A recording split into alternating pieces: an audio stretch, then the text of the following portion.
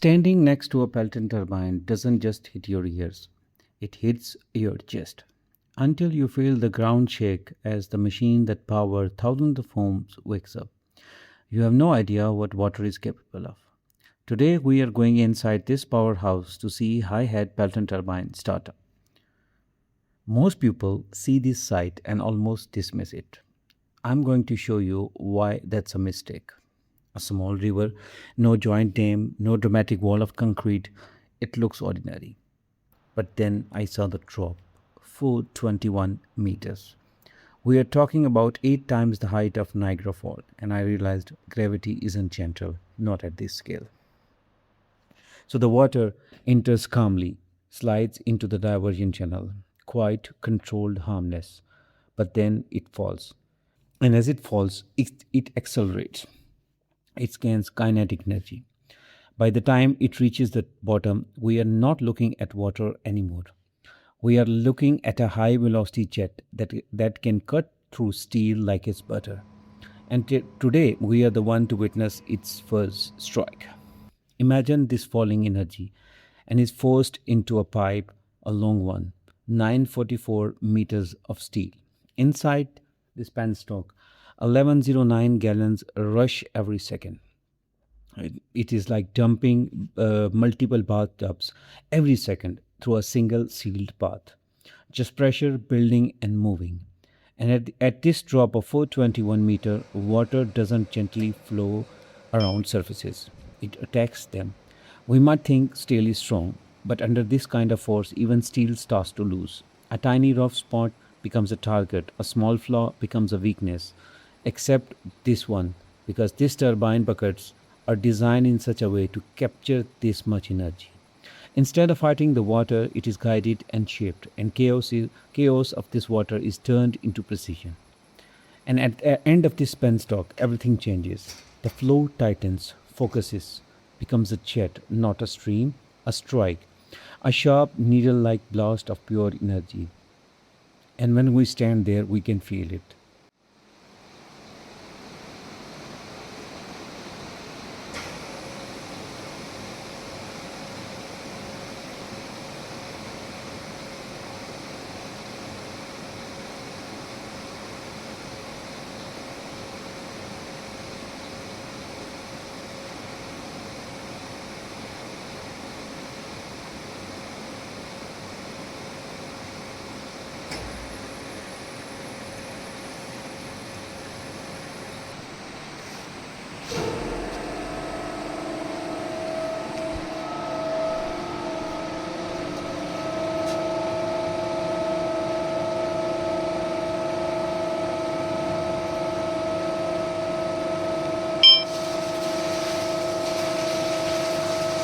This is where the scream comes from.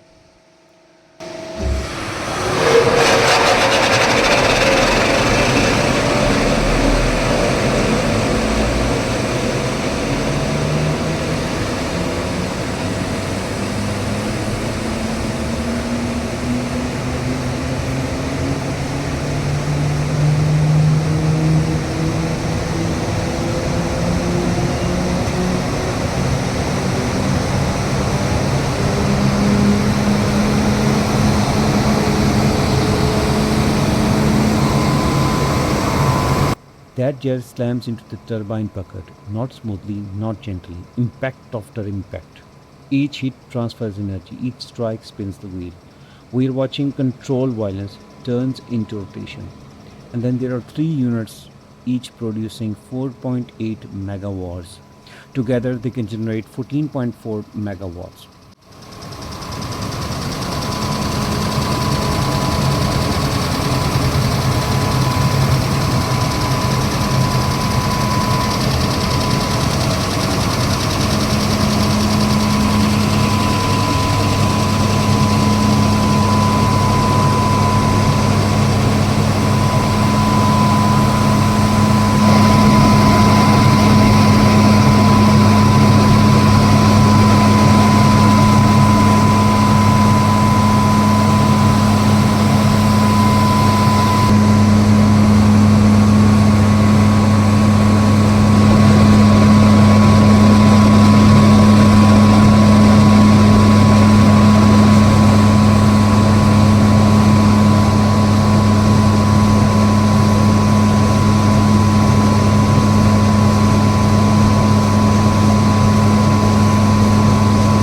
from a river that on the surface still looks calm. That's what can surprise anyone.